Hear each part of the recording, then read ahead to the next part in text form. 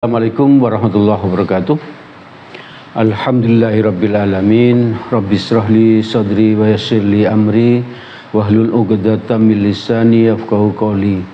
Rabbi zidni ilma warzuqni fahma.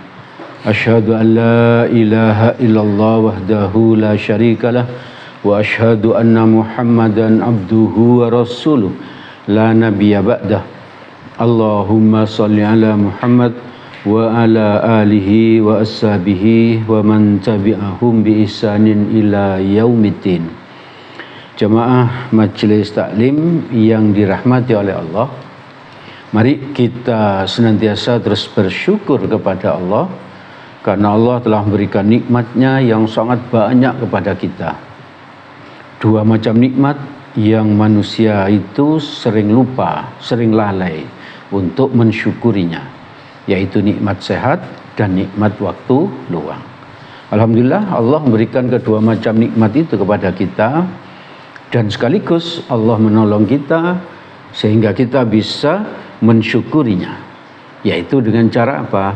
Memanfaatkan kedua macam nikmat itu untuk hadir ke majelis ilmu ini, ke majelis taklim ini. Semoga Allah terus menolong kita agar kita menjadi hambanya yang istiqomah taat kepadanya hingga kelak kita dicabut nyawa. Semoga dalam keadaan husnul khotimah. Amin amin ya rabbal alamin.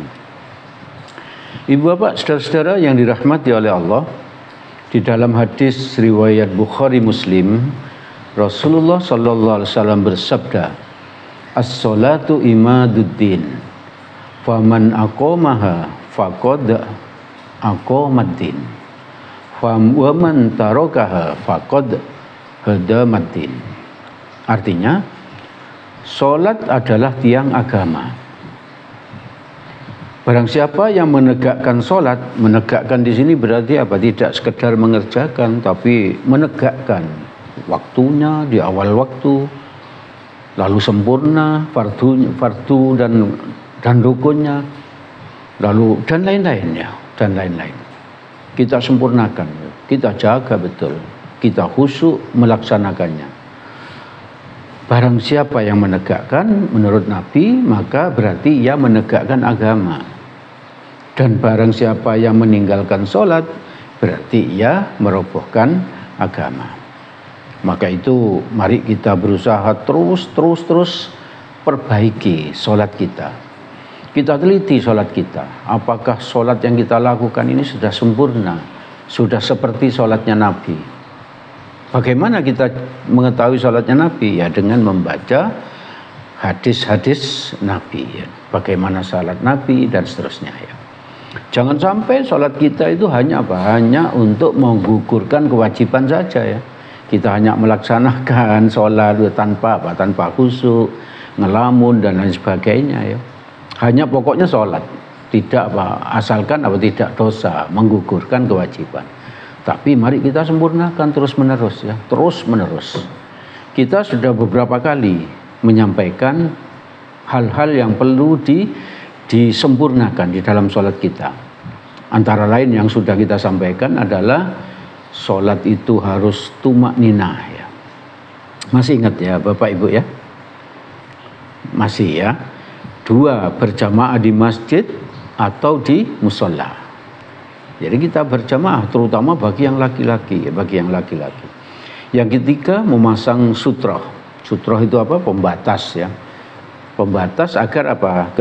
Tempat sholat kita itu tidak dilalui orang lain ya, tidak dilalui orang lain. Lalu yang keempat, memandang tempat sujud ya. Ketika kita berdiri untuk sholat, tidak memejamkan mata, tapi apa? Memandang ke tempat sujud. Dengan cara seperti itu, insya Allah kita sholatnya lebih khusyuk ya, lebih khusyuk. Dan kita sudah menyampaikan bagaimana cara memperbaiki rukuk kita. Ya. Maka pada kesempatan ini, mari kita tengok lagi, kita teliti lagi sholat kita, bahwa ketika kita sholat, kita hindari sholat dalam kondisi mengantuk ya. Jadi kita oleh Nabi dianjurkan, bahkan itu seolah-olah syarat gitu ya, agar apa? Di saat sholat kita tidak mengantuk. Apakah ada orang yang sholatnya mengantuk? Ini ada, insya Allah. Barangkali di saat apa? Di saat sangat capek, atau di saat sholat subuh. Gitu. Saat subuh kan sholat yang paling berat bagi orang munafik. Jadi bisa jadi kita di saat sholat subuh itu kita masih ngantuk dan lain sebagainya. Ya. Itu kita hindari. Di dalam hadis riwayat Bukhari dari Aisyah, Rasulullah sallallahu alaihi wasallam bersabda, "Idza na'asa ahadukum wa huwa yusalli."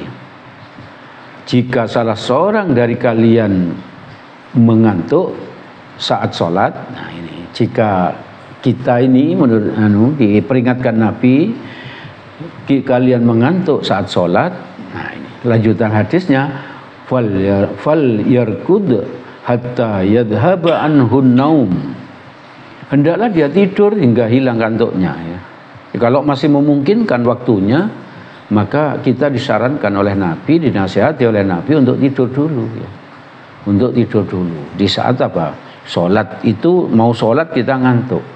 Oleh Nabi disuruh untuk tidur dulu malah. Untuk menghilangkan kantuknya. Itu kalau apa? Kalau waktu sholat itu masih memungkinkan, masih ada. Lanjutan hadisnya, fa inna ahadakum idza shalla wa huwa na'isul la yadri. Kenapa kok oleh Nabi disuruh tidur dulu agar rasa kantuknya hilang? Karena bila sholat dalam keadaan mengantuk, dia tidak menyadari. Apa yang dia tidak sadari?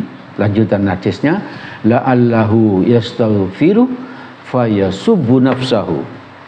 Mungkin dia bermaksud beristighfar. Ya, mungkin yang kita baca itu tak mau baca tasbih atau beristighfar, malah dia mencaci dirinya sendiri. Karena apa? Karena ngantuk, kondisi tidak sadar. Itu gambaran dari Nabi bahwa kalau sholat itu jangan dalam kondisi ngantuk. Tapi ngantuk itu barangkali juga tidak harus tidur, bisa saja dengan apa? Wudhu, dibasahi wajah kita misalnya. Maka dengan diwajahi wajah kita itu insya Allah tidak ngantuk. Dengan wudhu yang benar kan kita mata kita ini kan dibasahi gitu. Nah, seperti itu. Terus yang kedua yang kita perbaiki ketika kita sholat itu adalah tidak sholat ketika makanan sudah siap. Jadi kalau kita mau makan dan makanan sudah siap, kita sebaiknya makan dulu. Lalu dalam kondisi apa? Tidak sholat dalam keadaan menahan buang air, baik buang air besar maupun buang air kecil. Islam itu luar biasa ya, mengatur semuanya ya, agar sempurna sholat kita tidak makan, tidak sholat ketika makanan sudah siap, dan yang berikutnya tidak dalam kondisi menahan pengin kencing atau menahan BAB gitu ya. BAB, buang air besar. Jadi itu tidak terjadi.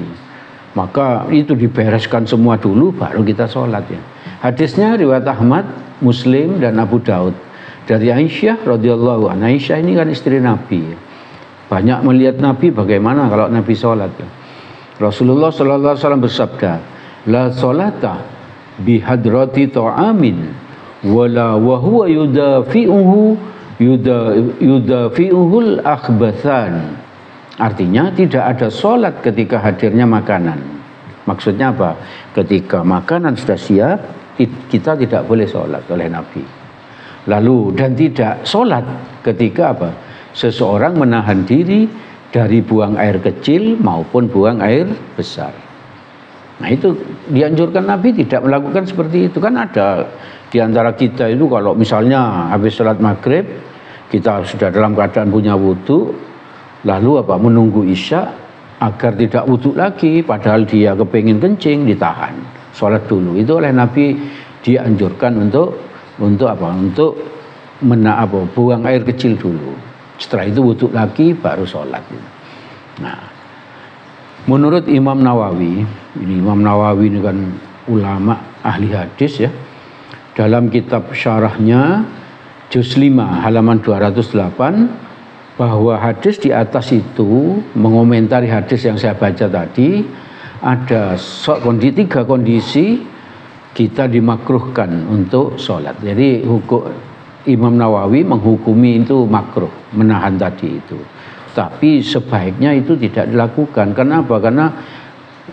Karena tadi itu makanan sudah siap kita sholat itu merusak konsentrasi.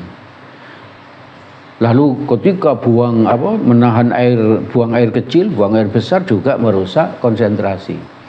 Menurut Imam Nawawi ada 3 kondisi yang membuat sholat itu jadi makruh. Jadi hukumnya hanya makruh ya. 1, sholat di hadapan makanan yang ingin dimakan.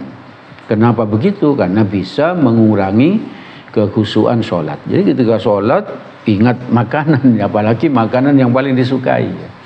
Jadi sebaiknya makan aja dulu, baru setelah selesai makan itu sholat. Lalu kondisi yang kedua, sedang menahan 2 najis tadi itu, yaitu buang air kecil dan buang air besar. Jadi sebaiknya itu dituntaskan dulu, baru wudhu lagi, setelah itu sholat. Kenapa? Karena itu merusak konsentrasi. Kalau merusak konsentrasi tentu saja sholatnya kurang khusyuk. Dan yang ketiga, kondisi ketiga yang sejenis dengan hal itu tadi. Misalnya menahan kentut. Misalnya itu juga makruh kita sholat.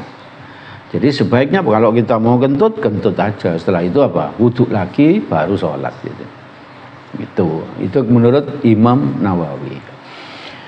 Lalu hal ketiga yang bisa saya sampaikan pada kesempatan ini, yang bisa kita perbaiki agar sholat kita lebih sempurna, agar sholat kita lebih khusyuk, bahwa yang ketiga yaitu ketika kita tasyahud atau tahiyat, baik tahiyat awal maupun tahiyat akhir, kita menghadap ke jari telunjuk kita. Kan kalau orang tahiyat itu kan ini jari-jari kita kan diacungkan seperti ini ya, maka itu menurut Nabi kita lihat ke situ, insya Allah kita akan lebih khusyuk. Kemarin kita sudah sampaikan kalau sedang berdiri sholat, agar kita lebih khusyuk melihat tempat sujud. Nah, sudah kita sampaikan kemarin, tidak memejamkan mata, tidak melihat ke atas, kecuali kita sholat di Mekah, di Masjidil Haram. Ketika kita melihat Ka'bah, maka kita sholatnya melihat Ka'bah. Tapi kalau di Indonesia, kita sholatnya melihat tempat sujud agar lebih khusyuk. Tapi di saat tahiyat awal maupun tahiyat akhir, kita dianjurkan Nabi agar khusyuk melihat jari telunjuk kita. Hadisnya, hadis riwayat Muslim, Abu Daud, Nasa'i dari Abdullah bin Zubair radhiyallahu an. Abdullah bin Zubair ini bercerita, saya langsung baca artinya.